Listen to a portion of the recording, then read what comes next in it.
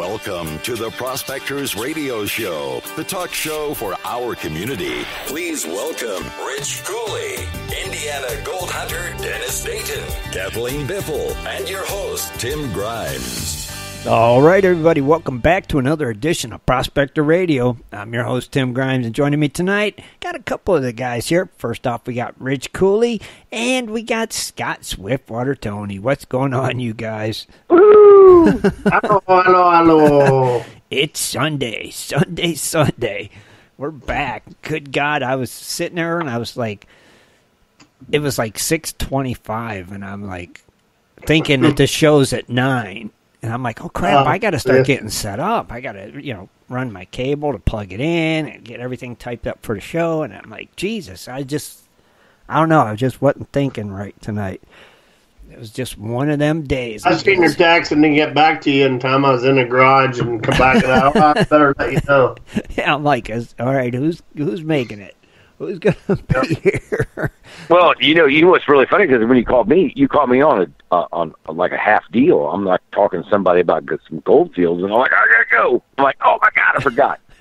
Yeah, I was like, Scott posted something on Facebook, says, don't forget about the show tonight. I'm like, and he's not here. I'm like, what? Right. Like, yeah, I'm like, really? Where are you? No, Scott? I got caught up. You got caught up. You got here at 7:29. Just in time. Just in time, but you made it. Jesus God! Not like wait until last minute, right?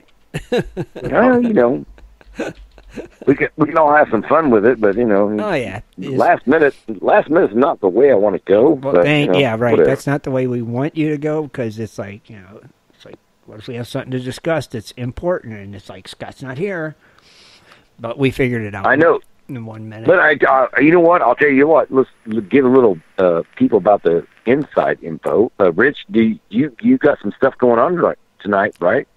Mm-hmm. Oh yeah. Yeah, okay, I got cool. Cooley's Corner, and we're going to talk about your job, which we got to crap about. Well, no, actually, I actually got something to talk about tonight. I seen today, on my one of my Facebook feeds, and I always watch those, and I seen something that I think somebody could benefit about, and I know Rich could be as beneficial, and so are you, Tim. You'll know exactly what I'm talking about when we go into it. But, all right. So it's cool.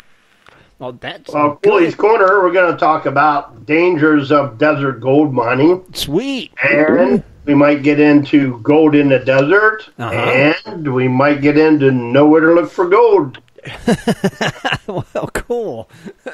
Yeah. So if not, we'll cover the rest next week. But we got fill-in stuff, so if we need it, we got it. Well, cool. And then we got Scott's got something. So cool. We got got some stuff. Scott got something, so we'll be good. We in business, and business is good.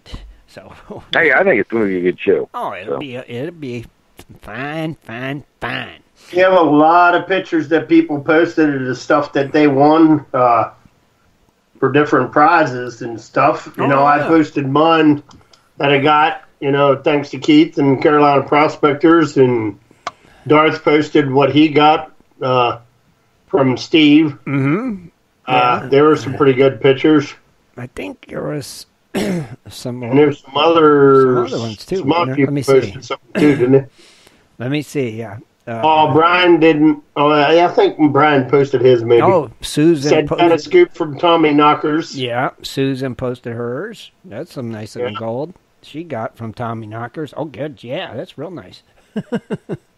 That looks real good. Yeah, very nice, Susan. Thank you, Tom. Gary Bast over at Tommy Knockers for that. Oh, yeah, she did get some nice gold. Wow. Did. That looks real good. Cool. Nice. Everybody, yeah. Thanks, guys, for posting those pictures. Yeah, we appreciate it. Heck, yeah. Way to go. At least somebody's getting some gold. It's really funny because we always appreciate it, but man, it's about the bragging factors. Man, you found that gold. That's the thing. Put it up there. That's right. Be that be that person that wants to say, yeah, I found it. That's Looky, gonna looky. be cool. Yeah, looky, who's got the cookie? I do. I know, right? It's in my pants. And then also, Matt Hayes posted something there. Let me click on it What here. do you got? It is a Wasatch, I can't even say it, Gem Society Annual Gem, Mineral, and Amp Fossil Show. Oh. It's coming up on April 17th, 2020 at 10 a.m. to April 19th, 2020 at 4 p.m. Its location is Salt Lake Equestrian Park in Amp Event Center, and that is in South Jordan, Utah. Oh, cool. Thank you, Matt. And you'll see the event description. It's their annual General Mineral and Fossil Show. Door prizes, Wheel of Fortune, rock bags, salad auction, kids table, demonstrations, showcase displays, and show and tell. There are crystals, rocks, minerals, fossils, wood, gemstone, jewelry, dino bones, and much more. Oh, that one sounds like a Neat. good time, don't it? It's got some Yep. goodies. Got some dinosaur bones and everything. Let's see what other events we got on See what going else on we down got. there. Yeah. Hey, you know what? Speaking of events, Tim, you just posted something with Amara and something in Arizona here coming up. Oh, that's right. That I posted on Facebook. You're right. Yeah. Yeah, what was that? Oh, thanks. I mean- hold on. Give me a second. And I will tell you. It'll take No, me I a was second pretty to find curious it. because I think I recognize the name, but I'm not for sure. It says, join us Saturday and Sunday, February 29th and March 1st at the Gold Fever Adventures and Resort. I guess it's a dinner is what I'm seeing here. That's what I'm thinking, Tri-tip dinner with Dutch oven, dessert, keep the gold you find, a raffle, win a Keen dry washer and other prizes. And that's it. Gold Fever Adventures and RV Resort in Salome, Arizona. Is that right, Scott? Salome. Right. Yeah. Yeah, it's Sloan. Yeah, and I guess it's like $25 for the dinner. And But is this an Amara dinner or well, is this I just see Amara's backing it or?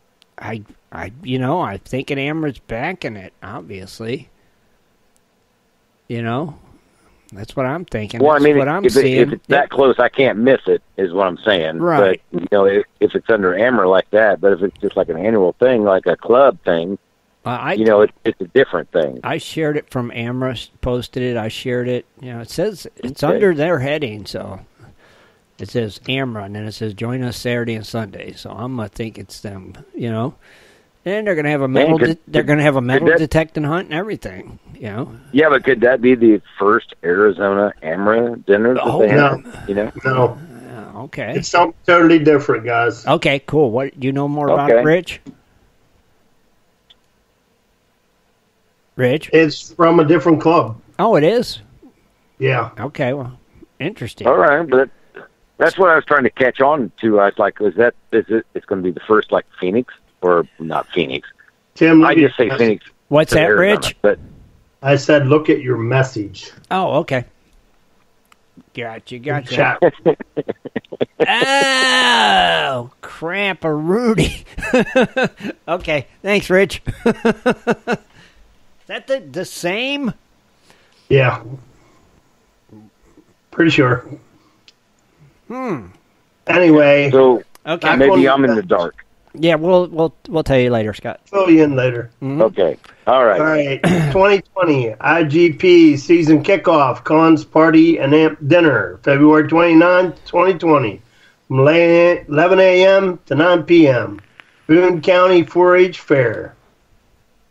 Then in March, you got the IGP outing, March 21st, 2020, and March 22nd, 2020, at the Morgan Monroe State Forest. Oh, okay. I guess this is all the Indiana gold prospectors with Thomas, I believe.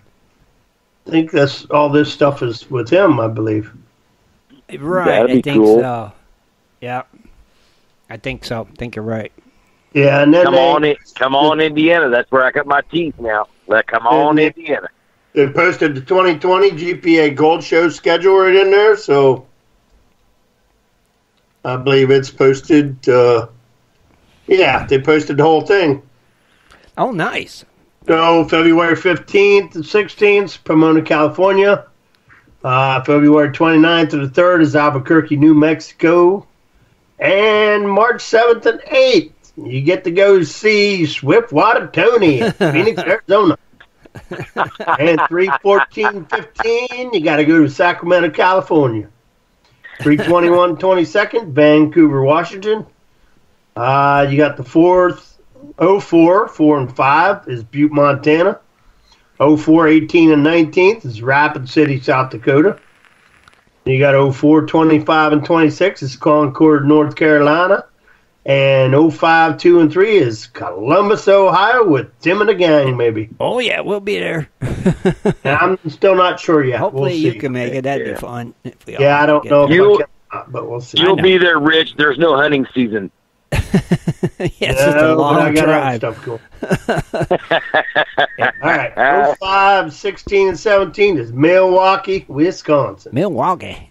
And 05, 23, 24 is Columbus, Georgia. So there you go. There's all Nice. the gold shows for 2020 for the GPAA gold schedule. See? That'll be fun. You know what, you guys? It's going to be so weird. What? Like just like talking. I mean, you can talk on the phone or the radio and stuff like that. You could be yourself and stuff like that. But to be in front of a bunch of people, they're looking at you like, that's the way. You know, when we do a live show, it's like that. You know, that it's, you know, you're sitting there and you're doing a live show in front of a bunch of people. It's kind of the same thing. Yeah. So you just pretend you're on the radio, Scott. Just pretend you're I know, but it's just going to be funny because if nobody, I mean, everybody out there listening, if you ever come to watch me do my thing, it's going to be like you're going to get the real me. My actions, my emotions, my hands, you know, it's all going to be real. It's not going to be. There's no fake to it because this is not studied. There's not going to be it's not a practice speech. It's just going to be me with people, and it's going to be cool. It's going to be fun. But you know what? All the gold shows are awesome when you go to hear these guys do their speeches and stuff like that. Metal detecting is awesome. Well, I think are you going to kind of have something that you're going to start off with just to get you flowing? You know, that you've got planned. You know what I mean? Well, you know what? It's where I started. I mean, would be the best place. I mean, like, pretend that you're doing it, like, right now. Like, you're at the Gold Show and you walked up on stage, you know. Hi, everybody, I'm Scott Swiftwater Toney, you know, blah, blah, blah. Let me hear it. And then, you know what, I just have to continue on how I started. Right, well, that's what I mean. Continue on. Pretend this is it. Right now, you're talking, look, this is exactly what you do every week. You're talking to a bunch of people. You know, you're putting me on the spot here. I know I am. Exactly. I know that. That's No, I mean, you know what? If I was I'm up there actually talking to people, I just have to start out. You know what? Back in the day, and it would be back in the day. You know, I would actually have to start with where I first started seeing gold mining was Gold Fever TV. You know, Gold Fever, the George Massey on the big satellite. Okay. And that's kind of where it got started, and I kind of got interested, and then I went to, you know, different people and started talking about, you know, I like to find gold, and I found the one guy that actually was a gold miner, and I would never, ever think this guy was a gold miner. Okay, see, but because he ran a local bait shop back in my town. But this guy actually had hard rock mines in Colorado. He had placer claims, a couple places. You know, he knew about gold. He wasn't new to the game. And he kind of showed me. He's like, "Oh yeah, you take a pan back there." I'm like, "Oh yeah, it's just that easy." I'm like, "All right, cool." I thought it was crazy. You know, 17, 18. I thought I knew everything. That's the way it goes. Right. Well, no, but see, that's cool. It's just so funny. You get to that place where he goes, "No, you can find right where you live. You can find gold. You just got to go back and do it." And like I said, the first time I did it, the first time I panned, didn't find nothing. I mean, like, it was just, he's crazy. And I'm like, you know what? Let's do it a couple more times just to have fun. I'm already back here. I'm not doing anything. And the second pan, I come up with 3 what I call flakes. Mm-hmm. When I can actually see, it stayed behind. Just like he said it would stay behind. It's going to be the last thing to leave out of your pan. And it was a pie pan. I mean, it's right. Like, it was a junky pie pan. It's a pie pan. Now, are you sure you don't want to go be like, I'm Scott Swiftwater, Toney. I've lived out here in Arizona for blah, blah, blah, many years. I'm a desert prospector, and this is how I find gold in the desert, and work off of that. Are you sure that's not the way you want to roll with it? Yeah, but you know what? It's funny because I can say how I find gold in the desert, mm-hmm. and it's not going to match up with somebody else. Well, that doesn't matter, though. They're not up there speaking. You are. You see what I'm saying? Well, I know that, but I'm just saying, if you give, I don't know, how do you feel like false information? No. Like any of my videos, there's never any false information. Right. There's so never, that's what I'm saying. There's never false.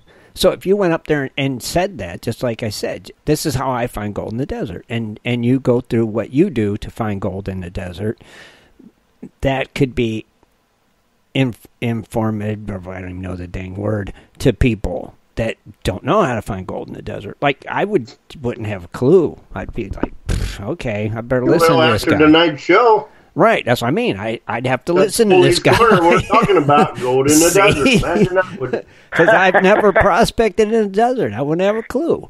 So yeah, but what I'm saying is, like, being out here, I could sit here and talk for 3 hours. Well, how long do you got to speak there? Half an hour? Is it half an hour or an hour? An hour. It's an hour? 1 hour. Yeah, an hour.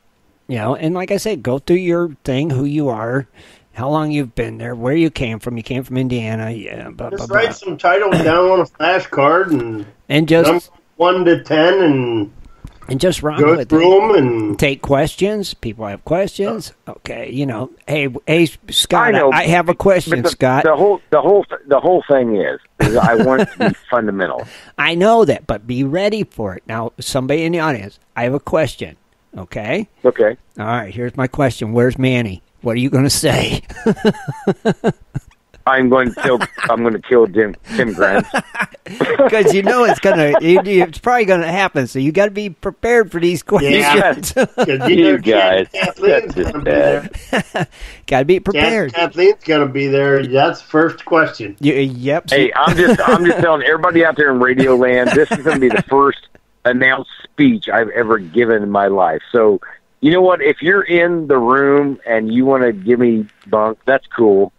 I'm just saying, they're take gonna it easy because it's the first time, man. You know what? I'm doing this because it's going to be good. You're going to do a good job, but be expected. I know, but you know what? I'm a lifetime member of the GPAA, and Kevin Hoagland is a good guy. He asked me to do it, and he said he'll have questions for you. Yeah, I'm a member. I'm a member.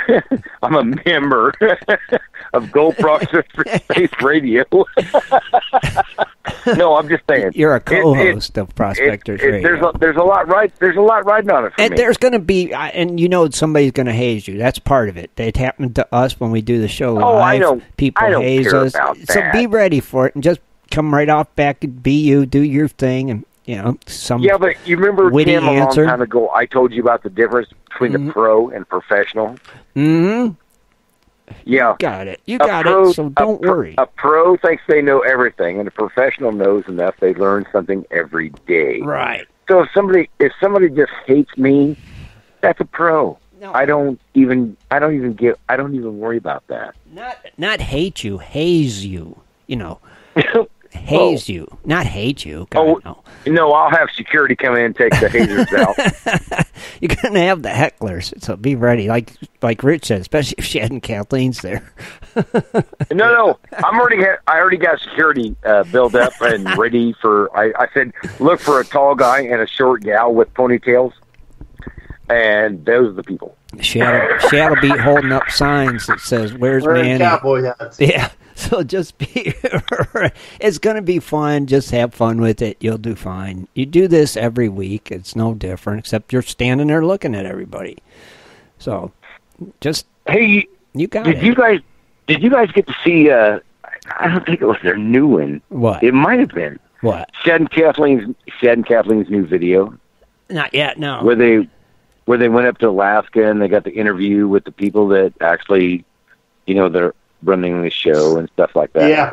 I didn't see that one yet. No. Yeah, it's been out a while. I don't. Yeah, we watched it last night and we were laughing because Kathleen is such a cheeser. Why is that? I mean, when she smiles, she has more cheese than Swiss. So my old lady was laughing. She goes, "Oh my God, she's smiling like hell."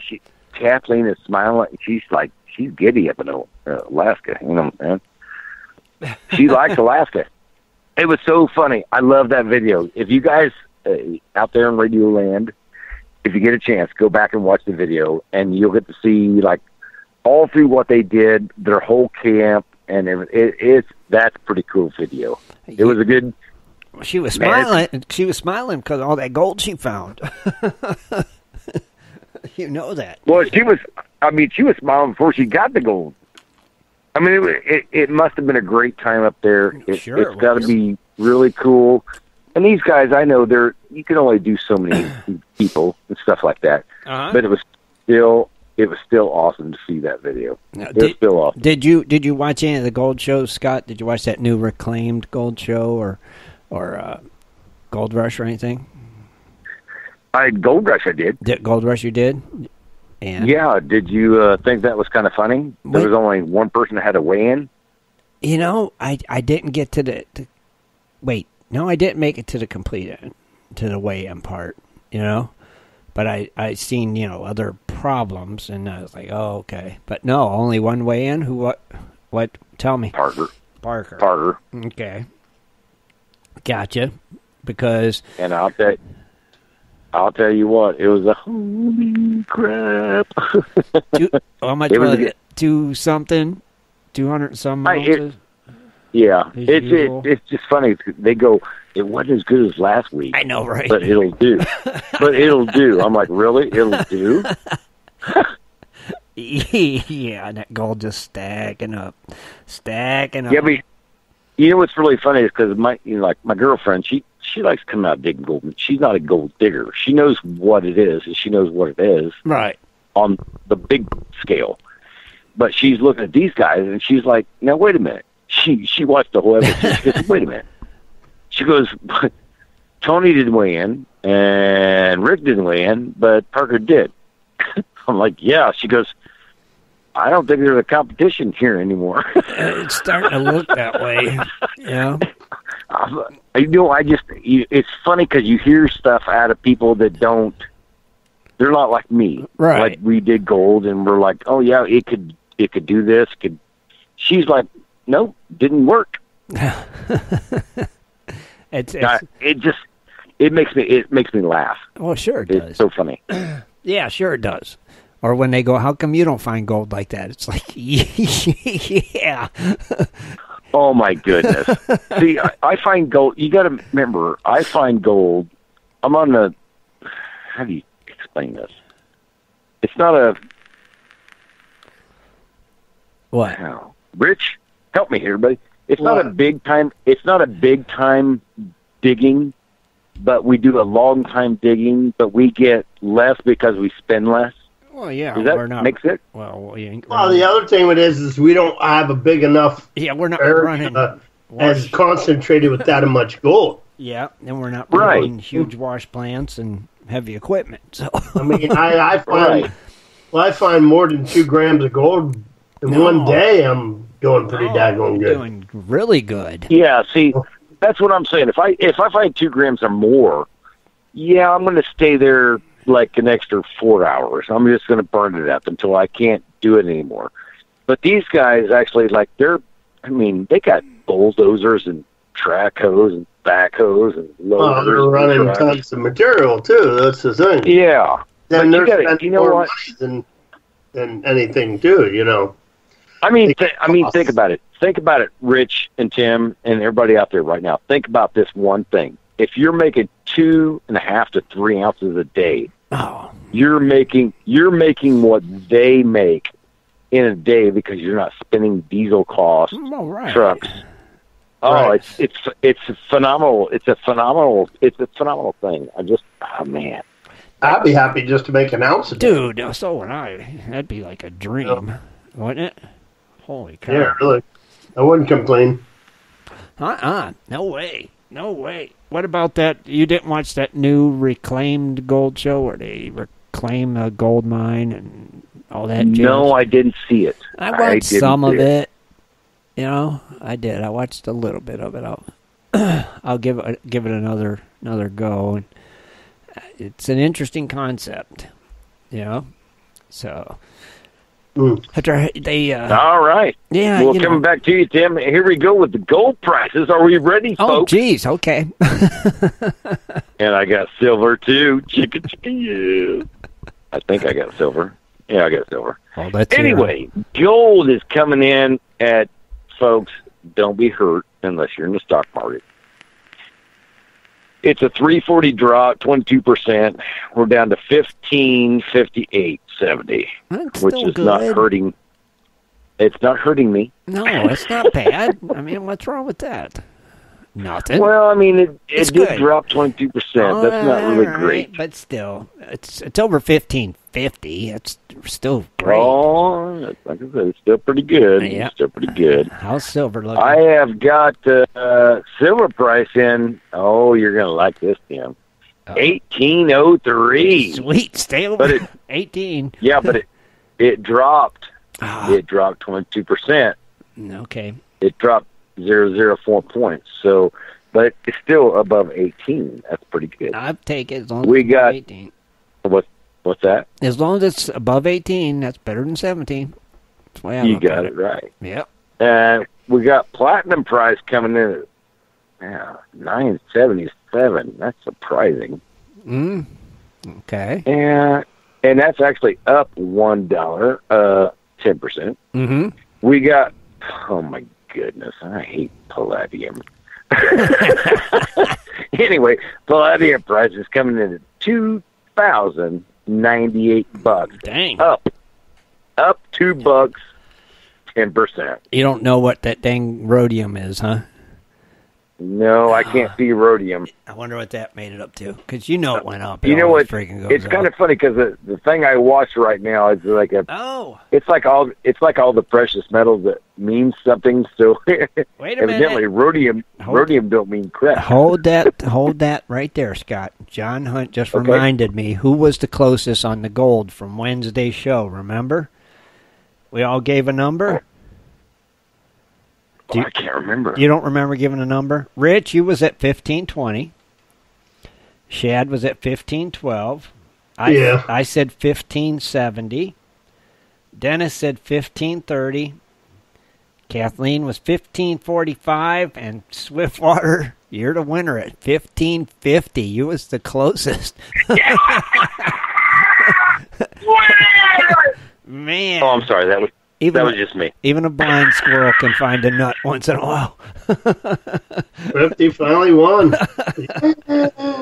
Thanks, John, for reminding me of that. Dang, Scott. Man, okay. That was, I'm sorry. That was just awesome. What's he get? Absolutely nothing. You know what's cool? It's because I can say I won. Yes, you did. It's bragging rights. It's all about bragging rights, man. It was. You know what? In life, you don't have to always win something. Just be able to brag about something. You won that round. You know. I told you. I figured it was going to do it. So We'll do that again and see. We'll wait until everybody's here again, and we'll do it. Write them down. I know, right? Close. Where is Shed and Kathleen anyway? Oh, that's right. They had things to do. Right, trying to get Kathleen's mom's house together so they get her moved in. And Denny is sick. Right. Denny is a sick boy.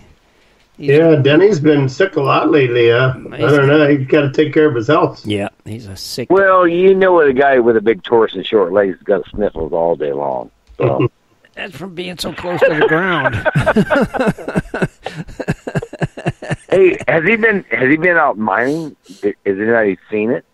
No, I haven't don't either. think he has been because he hasn't been feeling good. He's been sick, The only time he was prospecting was when he was out to see relatives. Right, that was the last time, I think, right? Yeah. Yeah, I think so. Yeah. I was wondering if he got sick off of mining, is what I was thinking. Oh, I don't know. He's out there in that rain and crap. Who knows about him, I don't know. Yeah, you're right. He's been sick for a couple weeks. It's really got him. He ain't lost his voice and everything, so, Hey, Tim and Rich, have you guys got a What? interesting Facebook page you had that somebody found gold this year? This year? Or this week? This week. Yeah, just cut down those. Yeah, just the official Gold Prospector Space page where people post their gold they found. That's it. Other than that, no. You don't get anything on your personal stuff? No. Oh my gosh, I got to start sharing this stuff. No, I did just join. Yeah. I did just become a member of a group, though. Actually, Jaron created one, and I'm in his group now. So, it's pretty cool. I am seeing so many Facebook pages. See, I don't that, like a lot. I'm talking clear to Russia. Well, see, you follow every page. See, I don't.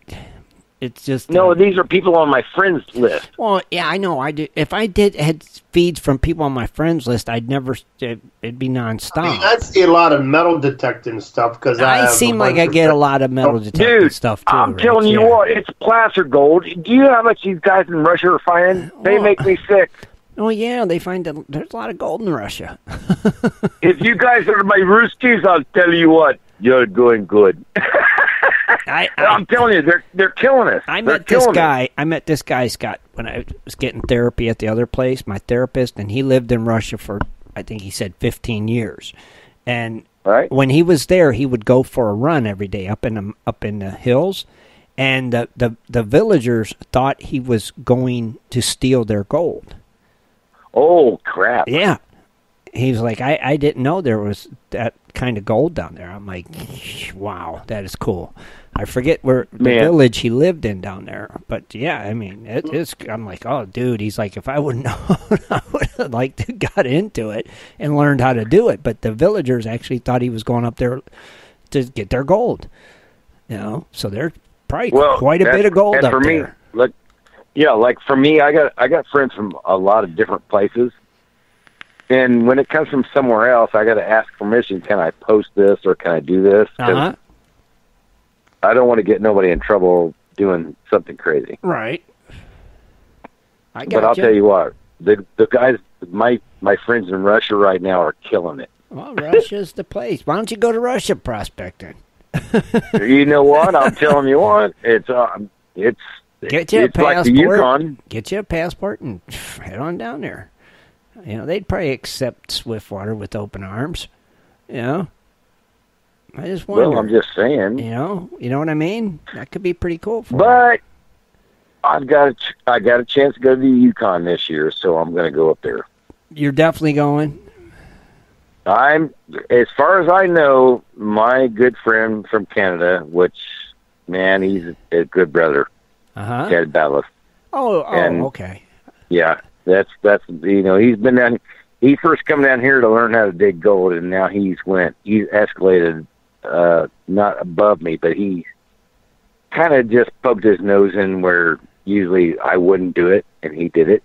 So it's pretty cool. It's pretty cool. So if I get to actually dig with him this year up in the Yukon, I'll be, man.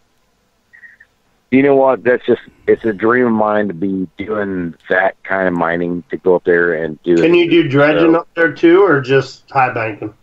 Well, that's the thing. I think that the way he was telling me that, I hate to say this because it was conflicts with Discovery Channel, but there's a person you've seen on TV, the same cabin they were sleeping in. That's what I'll be sleeping in. The same claim they're digging on. That's what I'm going to be digging. Okay. Now I'm not going to tell you what TV show it was, but it is the same thing. And I guess his friend or his son is a friend. It's got, you know, he's going to get us on there, and all I got to do is fly up there because Ted's already got stuff there. He's in Canada. He lives there. So we'll just go up there and find out what it's like. And I hope it, I hope it works out. That'll be cool. That'll be a fun trip. How long are you going to stay, Scott? See, I don't know that yet. You don't know yet? Okay. But I do know it takes a passport. Yeah. Well, I think it's better to fly up anyway. That way you ain't got to haul all your stuff up there and deal with all that stuff. Just hop on a plane, go, pick you up at the airport, and done deal. Yep. So get your passport, Scott. Well, like, yeah, I mean, he's got the stuff. Like I said, he showed down here, and it was like, if you guys look back, Ted Ballas is in a couple of my videos. He's been here for like 3 or 4 years. He first started digging, but he went like headstrong into it. And so he got the biggest of the biggest, the best of the best. And I'm like, oh my God, you're going to kill me. But we turned things around for him, and we showed him what we do down here. And he's like, oh, I didn't think it was like this. And like, no, I'll never do, you know, he'll never shovel again. He said that, I'll never shovel again. Well, then that means you can dredge.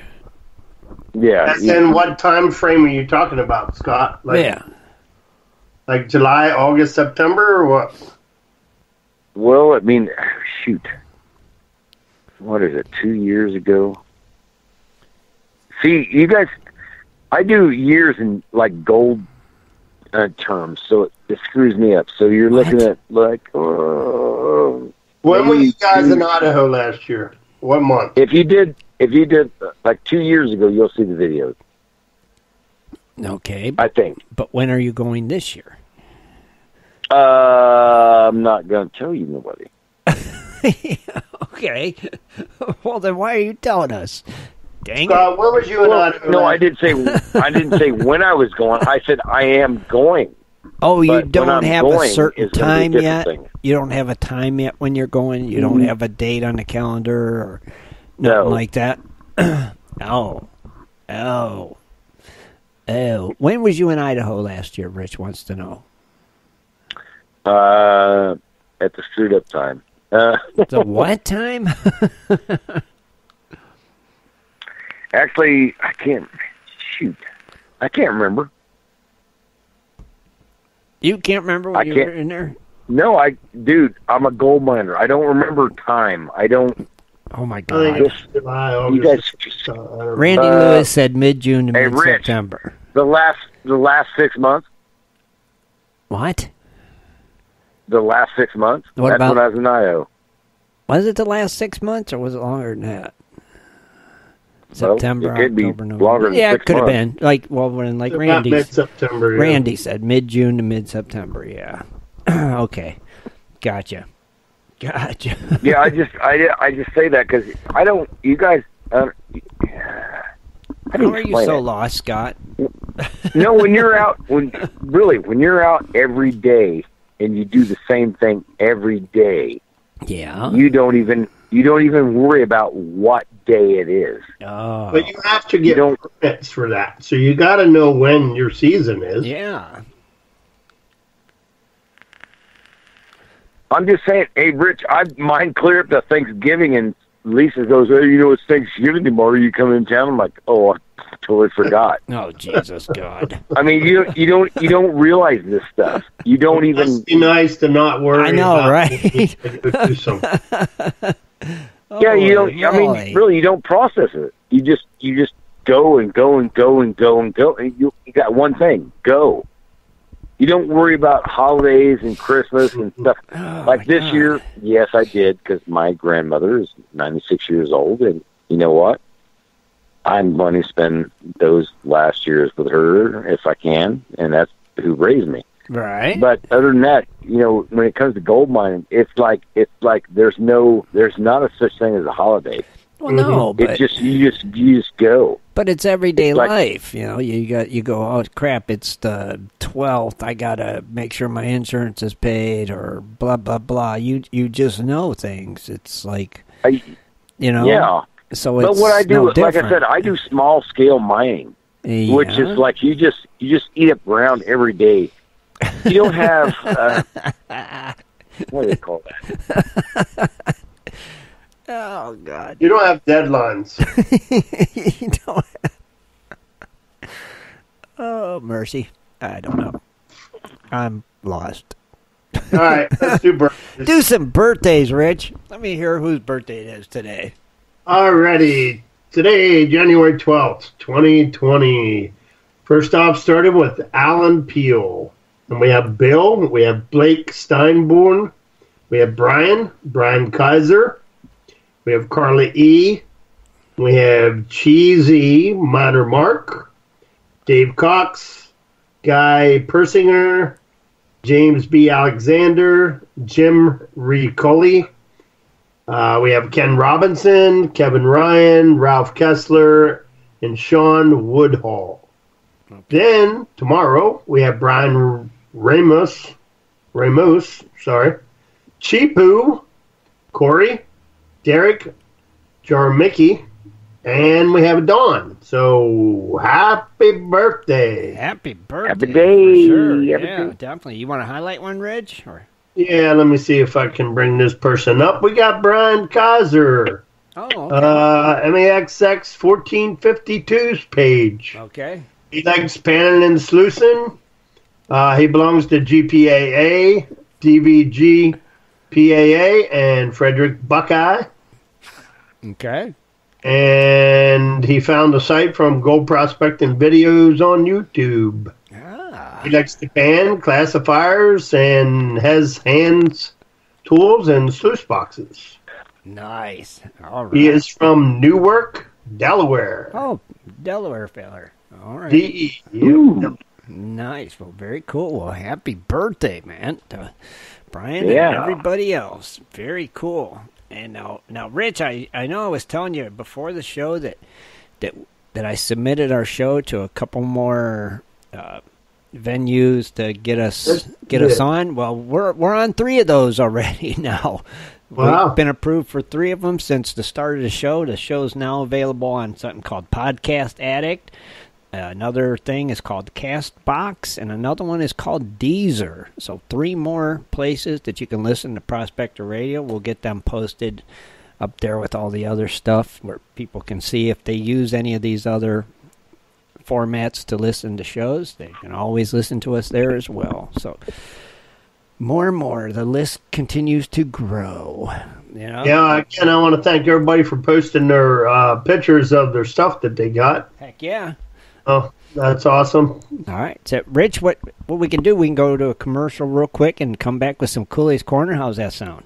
That'll work. All right, everybody, we'll be right back.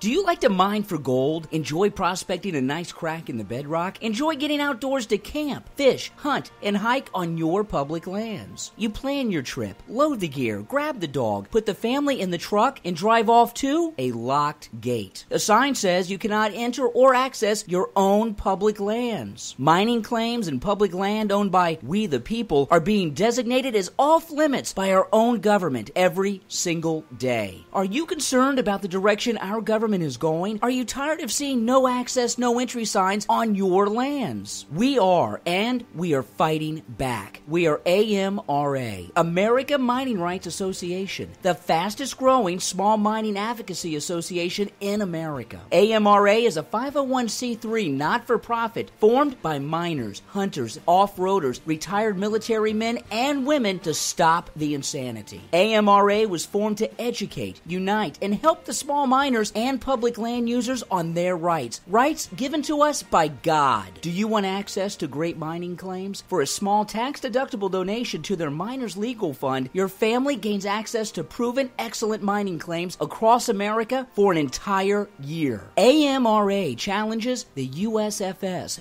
BLM, EPA, and the other agencies intent upon stopping you from enjoying your own lands. You are who pays these people's wages. It is time they listen to us. us. We need to unite. And that is what AMRA is doing. As you sit here right now, thousands of acres of public lands are being closed, locked, and blocked from use by you. Are you fed up yet? Join us. Get in on this fight and let's restore America to what our families fought and died for. Freedom. Just visit AmericanMiningRights.com. AmericanMiningRights.com. Also, check us out on Facebook at American Mining Rights Association. AmericanMiningRights.com.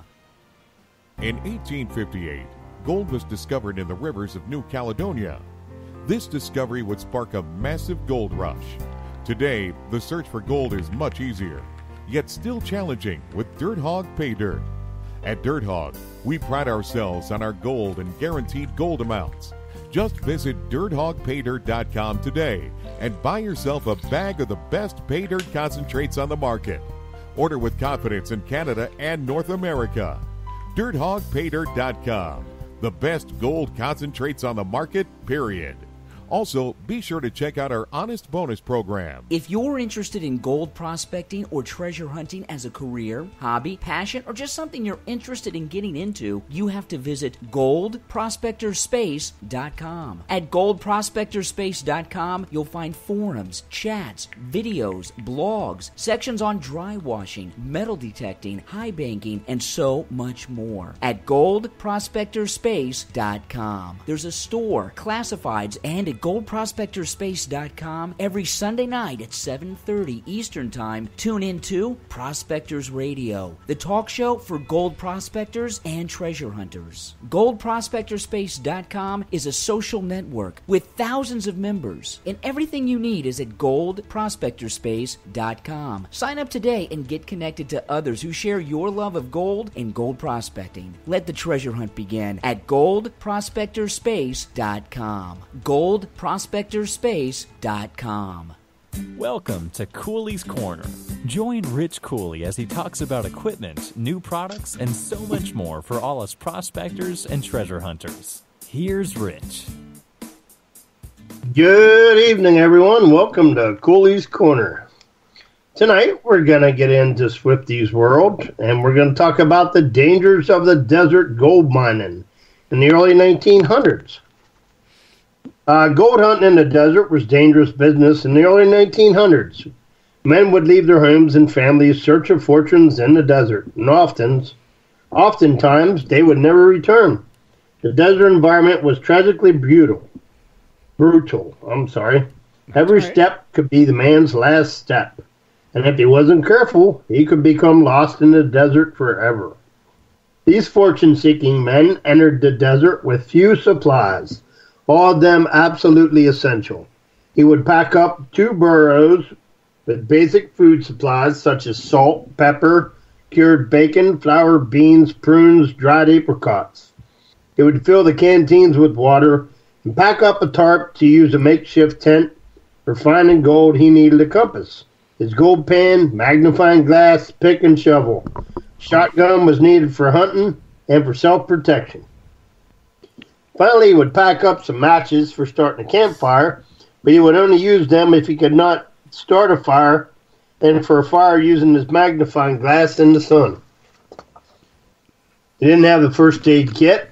He had no means of making contact with the outside world if something went wrong. He had to rely on himself and hope for good fortune. Rattlesnake bites. Many gold miners wrote about the dangers of rattlesnake bites. If a gold prospector was not paying attention to his foot, it was easy to accidentally step onto a resting rattlesnake and get bitten.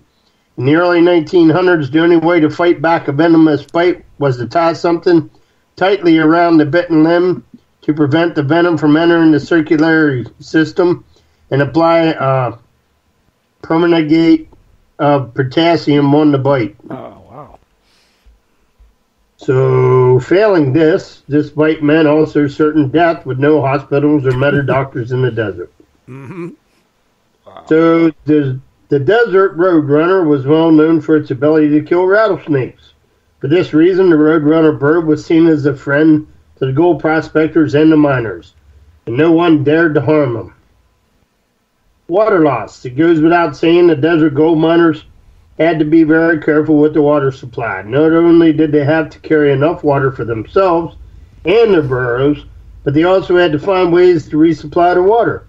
The newspaper article published in 1911 gives another example of what happened to one's water supply in the desert. The article was about a sheriff in San Bernardino County. Fugitive had escaped in the desert, and the sheriff, being the only man experienced in the desert, went after the fugitive.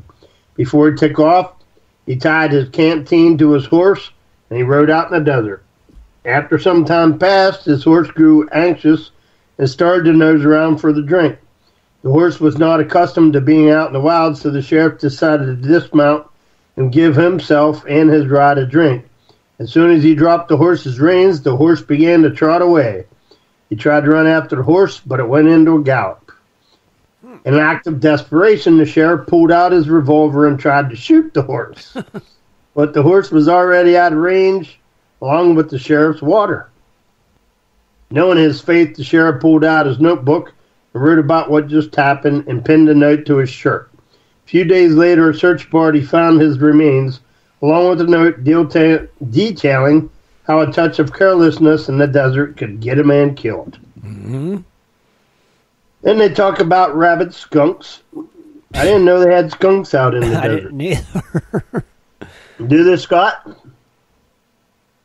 Yes, they don't. I guess they don't. While the desert is full of poisonous snakes and deadly insects, Hang on, I had my phone on silent. Yes, there is. There's a lot of skunks out here. They're big. They're giant. They're monsters. Okay. Wow. There was one critter the desert miners feared the most. They called it the hydrophobic skunk, which is a rabid skunk. Oh, rabid skunk. Yeah. An Arizona newspaper in 1906 printed an article about an unlucky miner who was bitten by one of these skunks. The miner had gone down into a shaft, and in the darkness reached his hand into some sacks that were on the ground. Mm-hmm. The hidden skunk bit the man's finger, causing severe pain. Fortunately, the man was able to make it to the closest town and was taken to Pasteur Institute in Chicago, where he could receive the treatment for rabies. Jeez. Again, in 1907, a prospector miner went in to sleep outdoors after spending the day looking for gold in the hills. He woke to a skunk biting him in the nose. Oh, my God. His nose swelled up, but it bled freely. His partner helped him return to Tombstone. He was also immediately sent to an institute for rabies treatment. Wow. Of course, getting lost without a compass, it's way easy for an inexperienced person to get lost in the desert. Getting lost could easily mean running out of food and water or walking into danger. It almost means a death wish. Mm-hmm. The person wandering aimlessly in a hot desert sun. Sure. Fortunately for some people, there were men like H.H. McVannon, called the Vip Van Winkle of the desert. This Death Valley Desert Scout was credited for saving 387 people who were lost and dying in the desert. Oh, cow. Dang. Thieves. Prospector had to be extremely careful with his finds. If he struck it rich, he immediately became a target for thieves and murderers. After all, who wouldn't want to get their hands on a few gold nuggets without having to do any hard work of finding it? One case reported out of California in 1912. Gold prospector was traveling with his pockets full of gold nuggets. One or more thieves fell upon the man and killed his burro by crushing its head and throwing it down into a pit. Jeez. Hit the prospector's throat and crushed his head as well, but then something must have scared the thieves because the prospector body was found with gold still in his pockets. Oh, wow. Nuggets, Scott. Yeah. Nuggets. I'll quit it. That he picked up in a creek. Yep. Just, it was easy just big gold. It was easy to lose one's mind in the desert. The population sparse, and you were lucky or unlucky if you met anyone while out in the hills. There was a case back in 1907 where a man went up to prospect for gold in Death Valley, only to be discovered sometime later crawling on all fours. His tongue was black, swollen, and hanging out of his mouth. His fingers were worn down to the bone from him trying to dig for water. Holy moly. The man was placed under medical care. In spite of getting the food and water his body desperately needed, his mom was gone. The newspaper reported that he had a moment of lucidity, but quickly fell back into the madness. He was committed to an asylum. Oh, jeez. So he was cuckoo, I guess. Now, Rich, was he picking up nuggets? Not that guy. Not that guy. He He was trying to get out of the desert, trying to find water. Yeah, that was his problem. The other guy had a pocket full of nuggets already. Yeah, the other guy had a pocket full of nuggets and didn't get none. See? Now, wait. What was that guy's name? I don't know. See, I'm calling bull crap on the picking nuggets up. Every nugget story cannot be I'm doing it this week. I am doing it again. It's a story of the 1900s. So, they didn't have names. I'm just telling you. To the dictionary. Yeah, they didn't have names in 1900s. I'm just telling you. Nobody can come up with the name of the guy that found the nuggets. Oh, there's got to be names out there. God. No, wait. You can find the name of somebody that found a nugget. No, nuggets, pocket load, bucket. Well, loads. if you want to look up dangers of desert gold mining in the early 1900s and go under thieves, source number 8, and you might be able to get your answer. See? It's there. But I'm not doing that. I'm moving on. Because I don't care who it was. He's dead. With a pocket full of nuggets. With a pocket full of nuggets. It was not a pocket full of nuggets. Yeah, it was. No, it was a nugget. You guys got to quit it. All right, Golden Desert, which I hadn't heard anything from Swifty yet, so I guess he ain't getting any gold in the desert. Nope. How did gold get here? Gold, a part of the primal stew of elements that gave birth to our planet, settled well before the surface. With the passage of time, some gold came into contact with the ground, water that had been heated by molten rock. If pressures were high and the geochemistry was right, the gold as well as other minerals like quartz, galena, and pyrites dissolved into the water. Superheated the water, laden with its burden of gold and all other materials, surged upward, driven by pressure towards the surface. It intruded into the fractures in the folds of fault zones. Contacts between drifting rock types, openings of porphyrious rock formations, and other cavities near the surface. As the heat and pressure diminished, the water yielded back into the earth its load of gold and the companion materials, which precipitated out of solution to form veins or lodes. Many gold quartz veins are found in natural fault zones, in the form of long and narrow plains.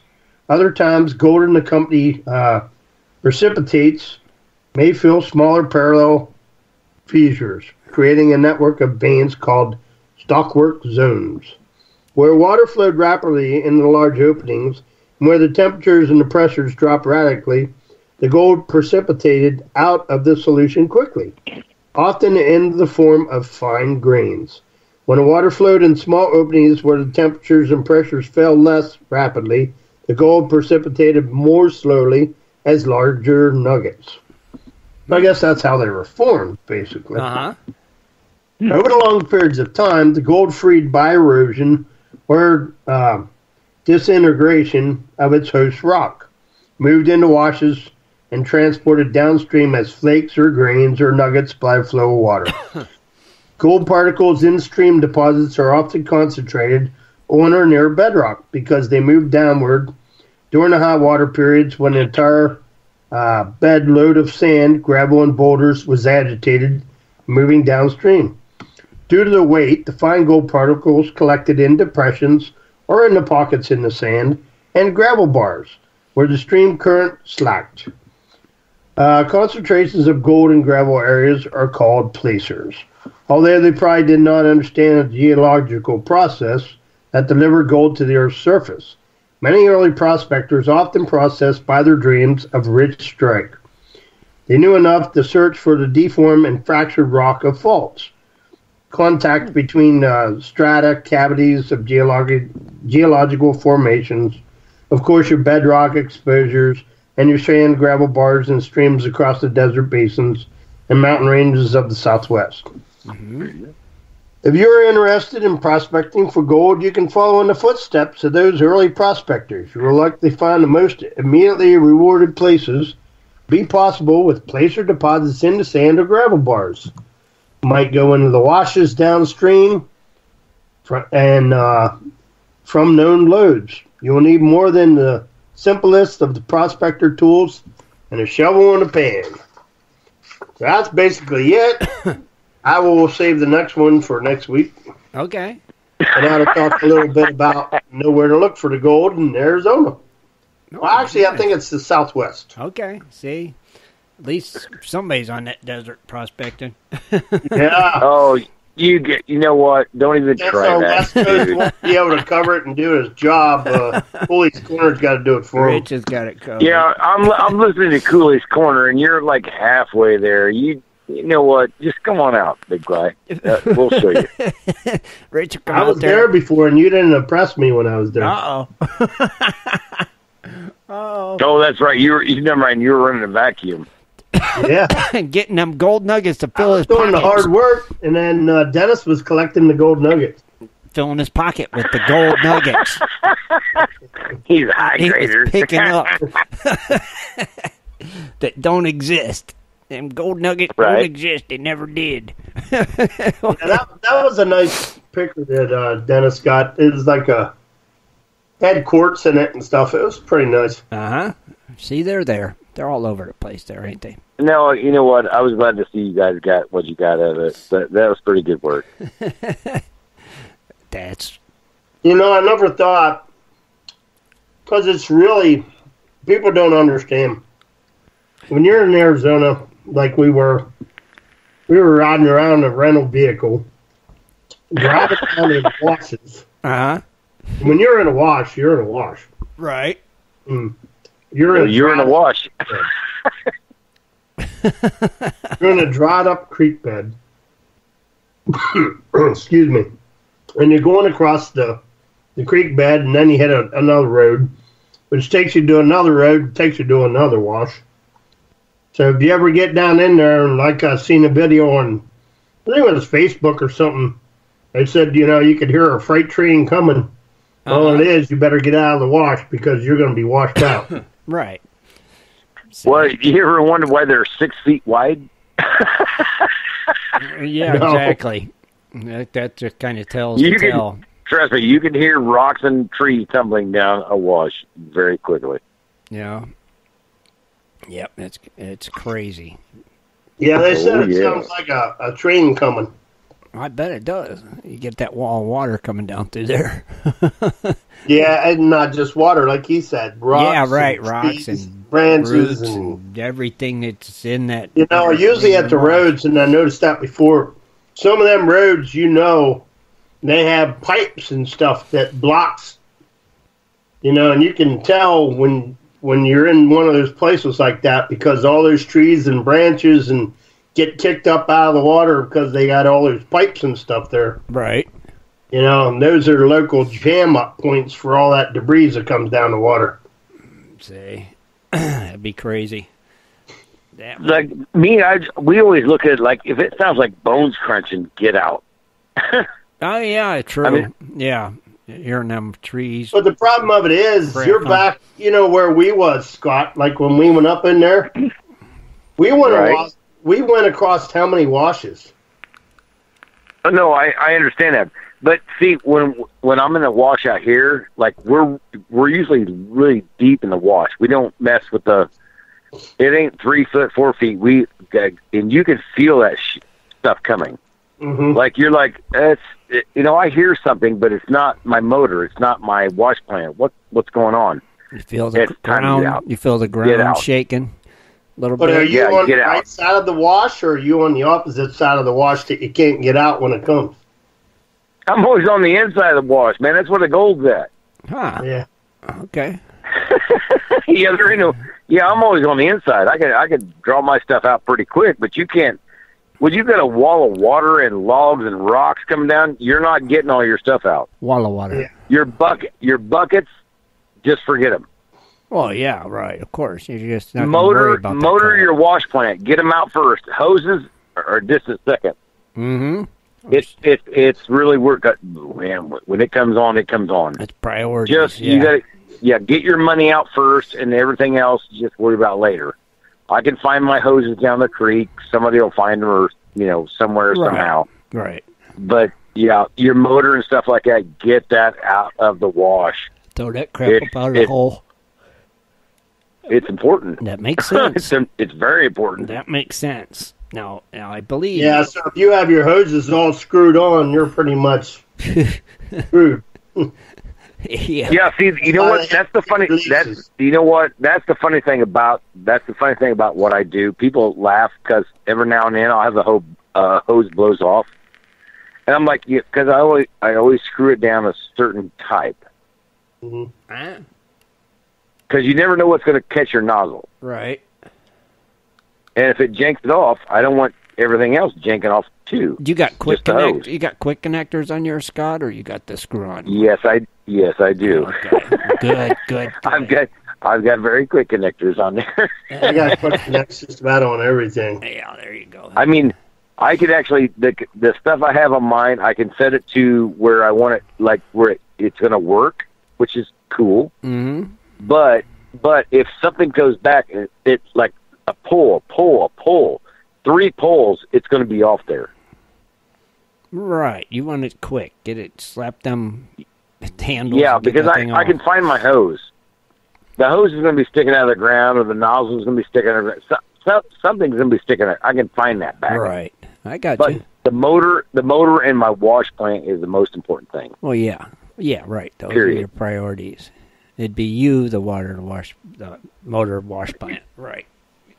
Yeah. You mean if you don't have them, you can't make money, right? Mm-hmm. That's true. Well, you gotta have the wash plant. You gotta have your hoses. Yeah. But like I said, when the hoses go down the river, a little bit, that's cool. You'll see, and it sucks because you're like, oh, I gotta dig this out, man, dang it. And trust me, it could be like anywhere from 3 to 4 feet. You got to dig it out. Well, yeah. It's crazy. It's crazy how you got to work it. But there's sometimes you actually find your stuff like, oh, look, there it is. Oh, great. Let's pull it back up here and connect it, and let's get going again. Uh-huh. Now, Scott, you also said at the beginning of the show you had a kind of a little something you wanted to talk about, right? Little segment tonight? I do. All right, hold on. You got to wait for your intro. And now it is time for Are you serious? Fields with Scott Swiftwater. Oh, yeah, I'm Toney. serious. Join Scott each week as he shares useful information to help you find and recover more gold. Here's Swiftwater. I think we need to get rid of that each week thing part on there. Yeah. That's just funny. I still love hearing that. Hey, but you know what? Everybody out there tonight listening, and I know, I talk a lot. I do a lot of things, but I want to talk about back pressure. Back pressure. Back pressure is something that is phenomenally screwing over gold diggers. Tell us about it, Scott. Well, because you know what? I hate to see this. You guys, you want to put in mats. You want to put in this. You want to put in the gold hog. There's everything you can do. But you got to understand about back pressure.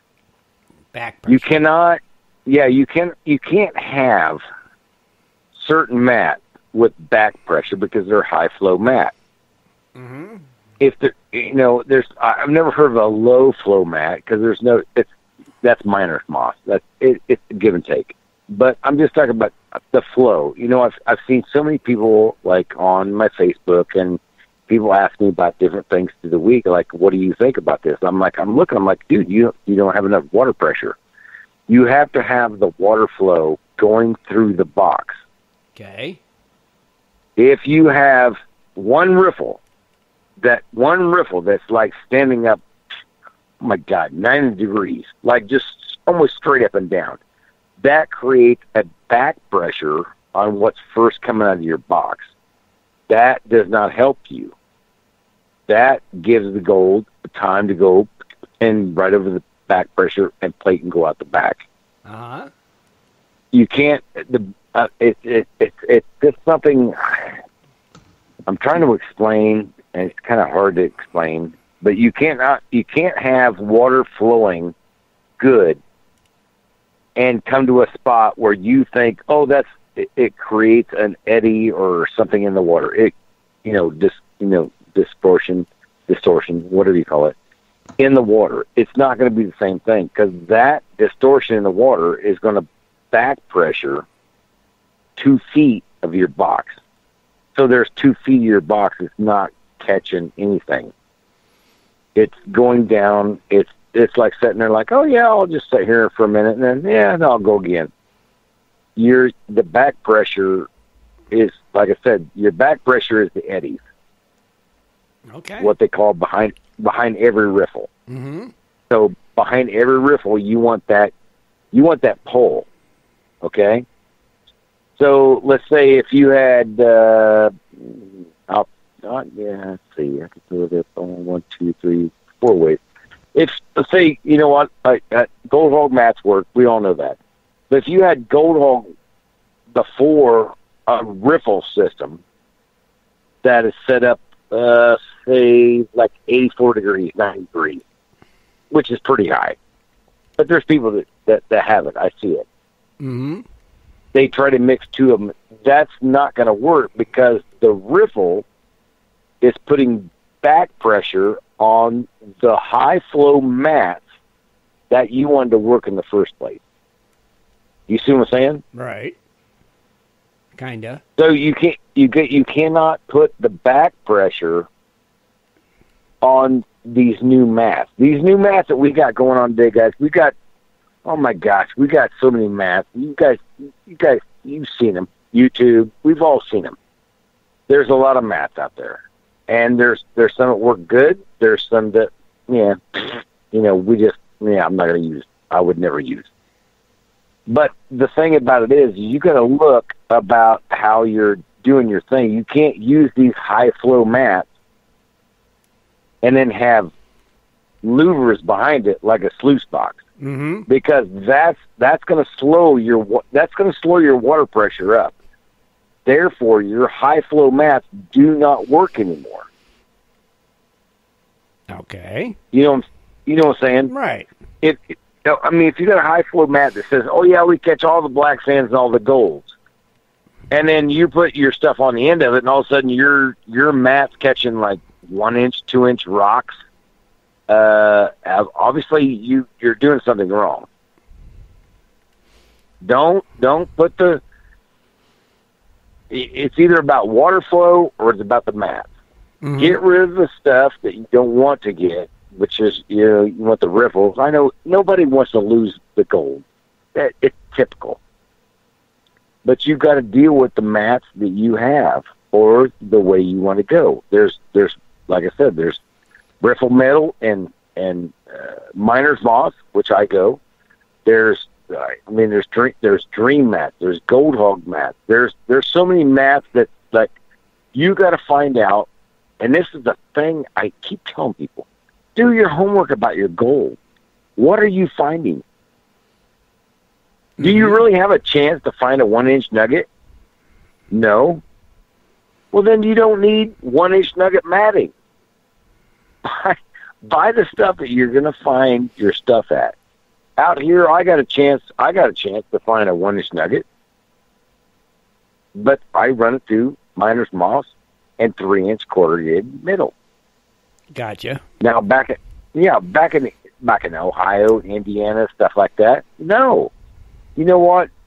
Finer mats like Gold Hog mats, Dream mats, all those kind of mats is going to work for that particular kind of gold. It's going to catch what you're finding. So, always do your homework. The backflow on things is just so weird.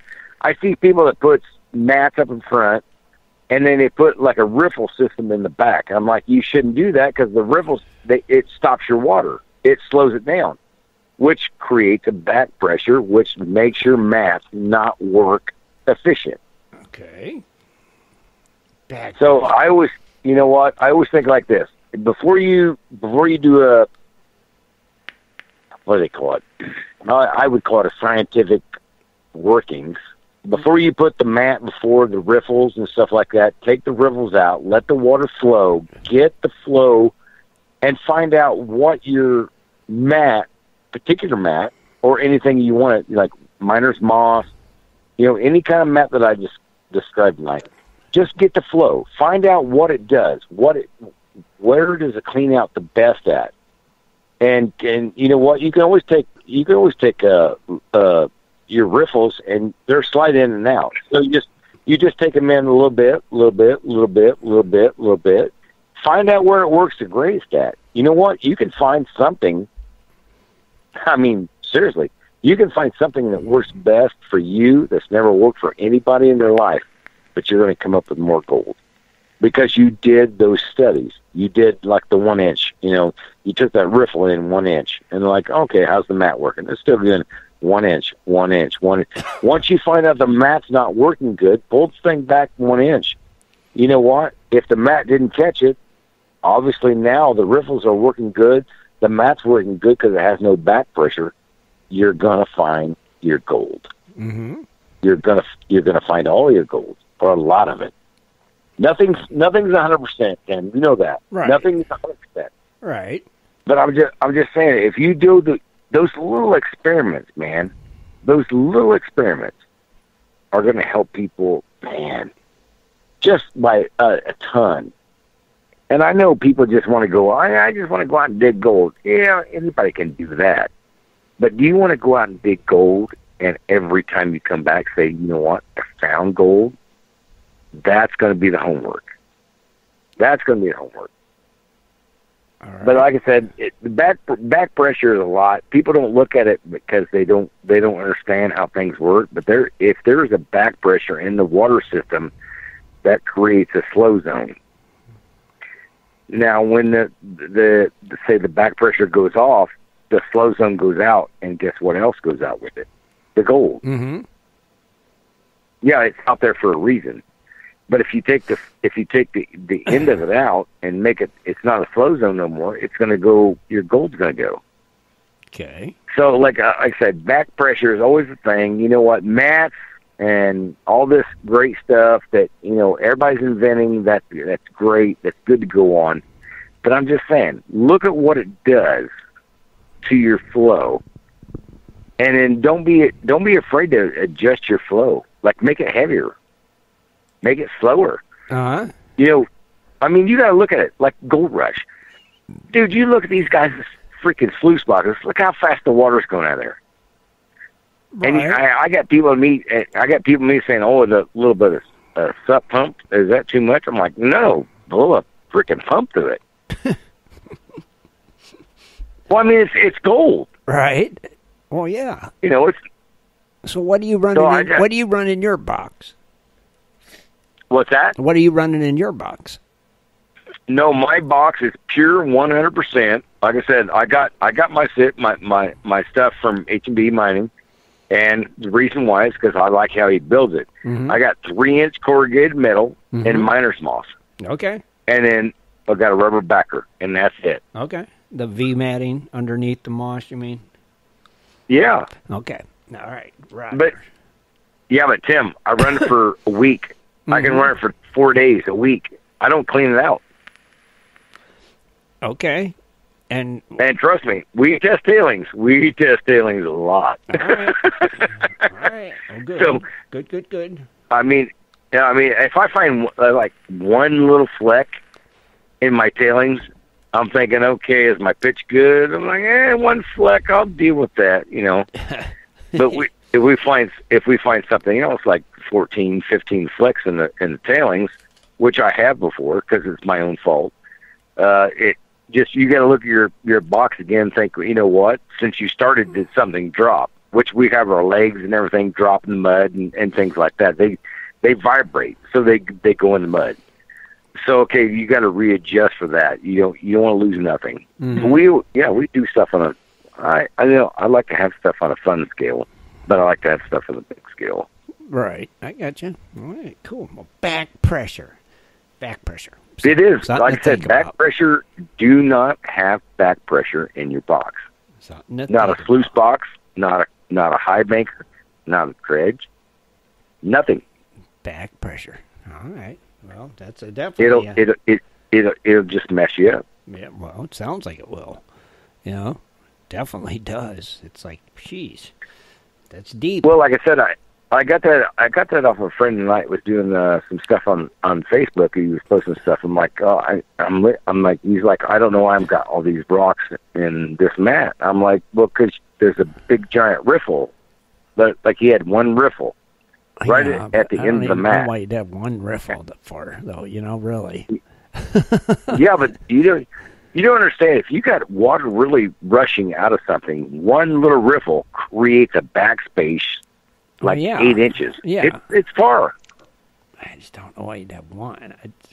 If you're running matting, it's just be run matting. That's what, Well, if he was using the one riffle to keep the rest of the stuff down, it's a conglomerate. It's a box made up. I don't know. But I'm explaining to people because I know people want to make their own boxes.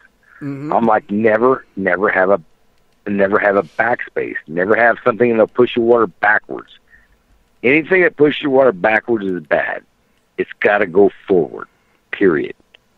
Right. Gotcha. Nah, I see what you're saying. I do. All right. I do. I see what you're saying, about that. I really do. I just don't think one riffle, Hey, one riffle means a lot.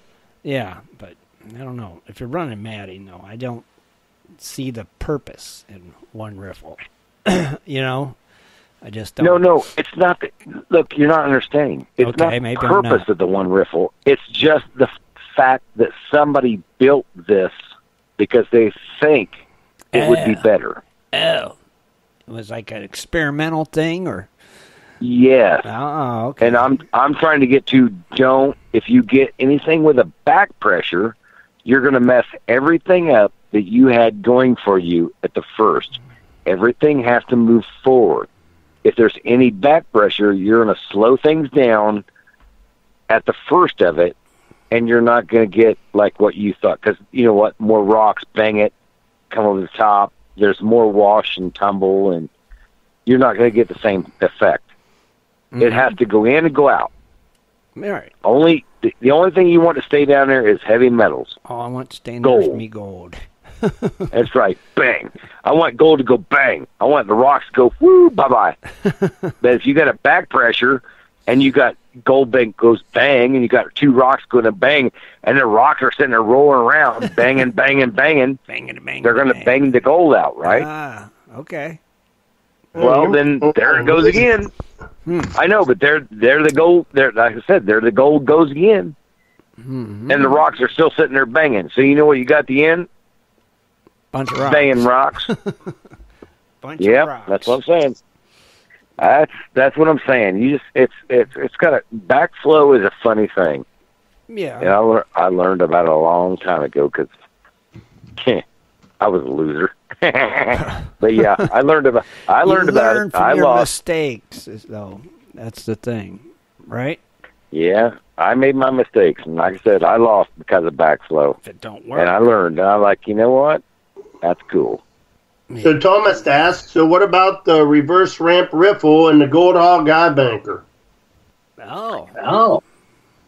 Now, see, I don't have any idea. I haven't seen it. I don't know how it works, and I can't give an opinion. Oh, but when you say the word reverse, you already got me curious, thinking, "No, I don't think it's going to work." I don't know. I'm not familiar with it, so I'm trying to remember if that's the one that's up at the top. Let me think. I can't think. I think it's the one that's up at the top, and it works good. I like Gold Hog Eye Bankers. They work good. They work. They just work. No, I'm not saying anything about any company. No, I know saying that. I don't know about what he was talking about right now. Yeah, Thomas said, "Yep," at the top. The one at the top, yeah, the reverse one. Yep. That just I forget how Doc explained it. I guess it would be more or less like a nugget catch. It kind of is, yeah. It stops that bigger gold from going. I kind of remember when Doc explained it that one time, but it worked cool. I remember I had it in my Viper, and it. Well, Nice setup. Tim and Rich, you guys both know me. If I don't know about it, and if I can't speak about it, I won't say anything about it. Right. I'm not going to do that. So. Right. Right. And we'd rather have you do that. Right. Yeah, definitely. Because I do the same thing, Scott. If I don't know, I'm going to tell you I don't know. Yeah. I mean, I'm not going to sit here and make myself look stupid. Exactly. I mean, I don't know. I've never used one, you know. Mm-hmm. Sam used to run Gold Hog equipment. I've never actually used it, so... What the heck ever happened to Sam? Franklin and them had Gold Hog. Mm-hmm. Hey, you know what? Actually, like I said, I've ran Gold Hog, and I don't mind his mats. I love Gold Hog mats. And yeah, so, I mean, the things I had, like I said, the year I ran them down, I was pumping water 785 feet. Mm-hmm. I mean, it was a lot. I had like 300 rolls and all my other, it was a long damn way. Mm-hmm. But I was doing what was it, Gold Hog Mini? Is that right? Gold Hog Mini? Yeah. Yeah, a lot of people use Gold Hog. They use all kinds of. Oh, I mean, well, I use that because I could only get so much water up there at 700 something feet. I only had so much flow. Mm-hmm. But I had enough to work that thing, and I actually took, I think, 5.5. Hang on, I got a witness here. 6 months. 6, 5.5. What? 5 3/4. What? Well, Tom's saying 5 3/4 to 6 ounces. I took it out of my tailings from the year before, so that was a good year. Thomas said, "Swifty, you're supposed to know it all." Hey, you guys, I want you guys out here, anybody listening right now, there is a thing that I've grown up all my life, and I've said this 1,000 times. There is a difference between a pro and a professional. Yeah, you went through that already. That's right. The word pro thinks you know it all, you don't have to listen to anything. But you know what? Said ask Manny. No. Yeah, a professional knows that he can listen to people and he learns something every day. I'm just saying, Manny. It is what Manny it is. The answer. There is no Manny. Quit it. There is a Manny. That's the chat room's asking that, not me. Wait, wait a minute. Is Manny in the chat room? He was earlier. He was earlier. He's not now. Manny Coolwater Quinn. There he is. He's in the chat room. Yeah. So it's one of you two, you dirty bags. Now I just caught you because Manny wouldn't be in because she hadn't Kathleen in it. Manny's chat room right now. See, Manny's in there. Manny's always in there. I'm watching you guys. Manny's right there. I'm right here, buddy. See? You guys are killing me. You guys are funny. I'm serious. I'm looking at his chat right now. It says, I'm right here, buddy. Just chat in the chat room right now. Manny's there. What's gonna happen when Manny gets shot in the eye with a .44 Magnum? No. You can't shoot Manny. Manny's your rappy. He's your partner. You know what? Just because you said I can't shoot Matty, I'm going to shoot him in the other eye, too. You'd be nice to Manny. You'd be nice to him. You know, I don't want to see me coming. You got to be nice to Manny. That's for sure. You got to quit it. Manny's the man. You guys so push me on this. I'm telling you. Manny says, you love me, Scotty. See? I know. All you guys out there in Gold Prospectors land, you guys all push me on this stuff. I can't do this. I can't get a mannequin. Yes, you can. I mean, it can. Diamond does it. Yeah, I can, but it looked weird. So what? How do you... I mean, really, imagine me traveling around every day in my car with a mannequin, and then on the weekends, now I got my old just girl. Break him down and stuff really? him. Stuff him in a tote. Just break him down and stuff him in a tote. A mannequin for like passing lane or something? Yeah. Dude, you could do a lot with him. Just break him down and put him in a tote and take him with you out in the field. You guys are so He should funny. be out there with you right now at that camper, sitting around the fire with you guys. Do you know I have to actually make a guest appearance at the actual GPAA show in Phoenix this year? Yeah, we know that. And Man, this is going to be epic. And Manny should have been there with you, in my opinion. Even if he wasn't on stage with you, he should have been sitting in the front row, cheering you on. You know what? I'm pretty sure I don't have to do anything. I'm pretty sure there's going to be some Clavon sucker. Well, Manny might show up. No, right? It's going to happen. I'm just laughing. I'm just presuming it. I'm hoping. There's going to be somebody. You know what? I'm going to be surprised there ain't 3 mannequins up front. There might be. Yeah. That's just not funny, guys.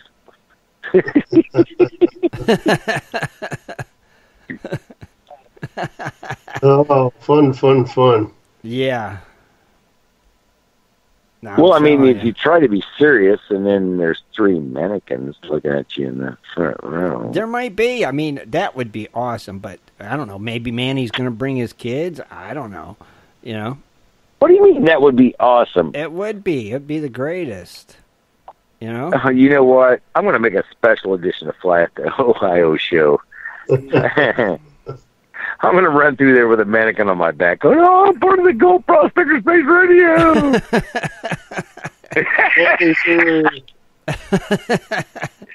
You guys are so funny. I'm just saying it's not that easy, man. I mean, yeah, you can buy a mannequin, but it's not easy to pass that off. Well, like I told you, man, Jeff Williams it's just hard to do that, guys. It's just hard to do it. No. Jeff and Slim had to cling. No. They had the cliche, so. It's different. It's different. It's different. It's different. It's different.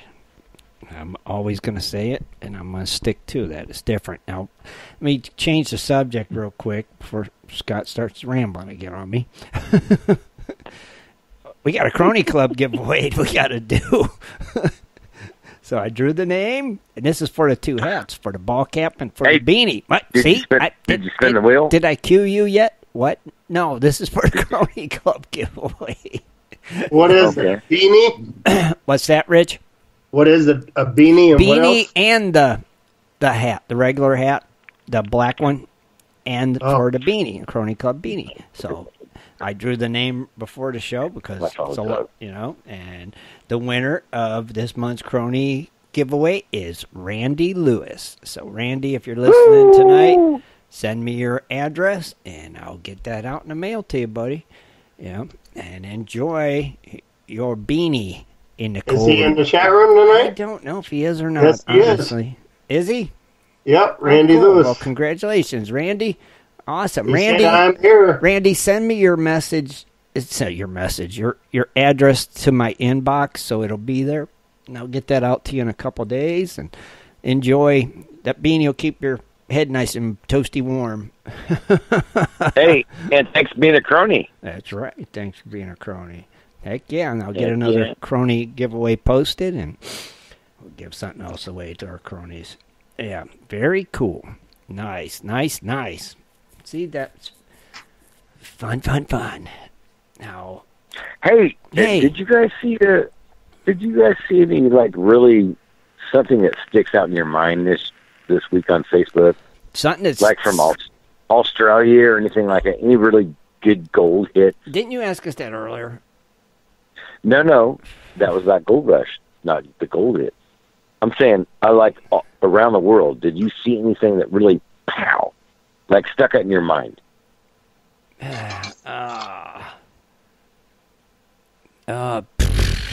Besides the fires in Australia? Right. Okay. Well, the only thing, you know what, I thought, I asked Kathleen about this, I think last Wednesday, and she couldn't come up with it neither, and I know she can because she's smart and she can find this. But there's a guy, and I've seen the second kind of publishing on his thing. This guy actually found like something where like you wouldn't dig gold. Like we all seen Gold Rush go to holy cow, I'm in the jungle and we're screwed.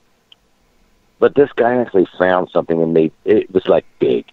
And then he took that and he's like looking for something big again. And it's so funny. And I can't say his name. Dang it. It makes me mad. But he's looking for something down south. But he's actually got mining rights to something almost as big or as bigger than Chicago. And I'm like, okay, how do you cover that much ground, man? And it's just something I've been, like I said, I'm up here at camp, so I only see things on the internet. Yeah, pretty much, internet. There's no TV. I see things on the internet, so I get feeds and stuff like this. But I've been seeing this. I mean, if anybody knows about this, I'd like to learn more about it. Mm-hmm.